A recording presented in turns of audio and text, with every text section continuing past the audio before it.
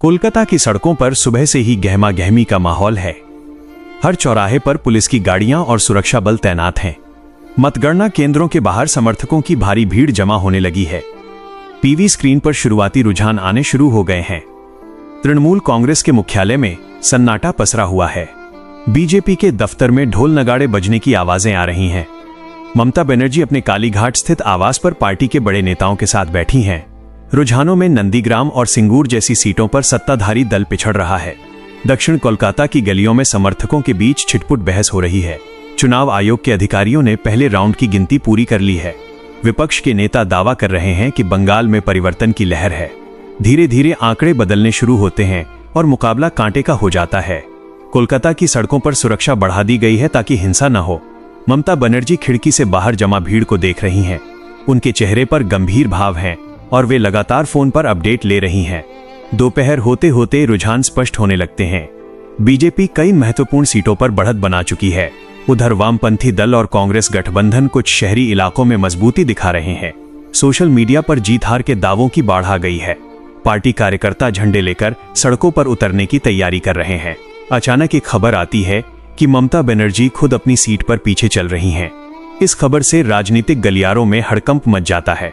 TMC के वरिष्ठ नेता प्रेस कॉन्फ्रेंस बुलाने की योजना बनाते हैं। राज्यपाल ने कानून व्यवस्था की स्थिति का जायजा लेने के लिए डीजीपी को बुलाया है। मतदान केंद्रों के बाहर सुरक्षा और सख्त कर दी गई है। शाम होते ही अंतिम नतीजों की तस्वीर साफ होने लगती है। किसी भी दल को स्पष्ट बहुमत मिलता नहीं दिख रहा है। बंगाल की राजनीति अब गठबंधन के दौर की तरफ बढ़ती नजर आ रही है। बीजेपी मुख्यालय में जश्न का माहौल थोड़ा धीमा पड़ गया है।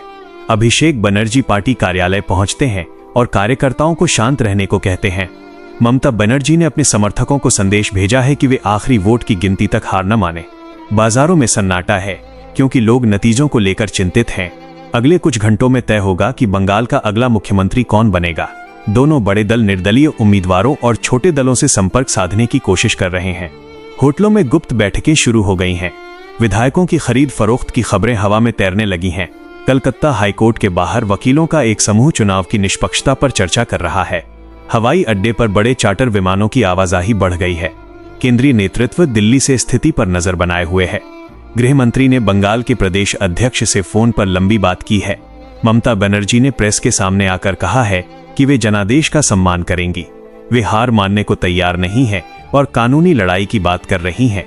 रात चढ़ते ही कोलकाता की सड़कों पर मशाल जुलूस निकलने लगते हैं। बंगाल की जनता अब सरकार बनने का इंतजार कर रही है।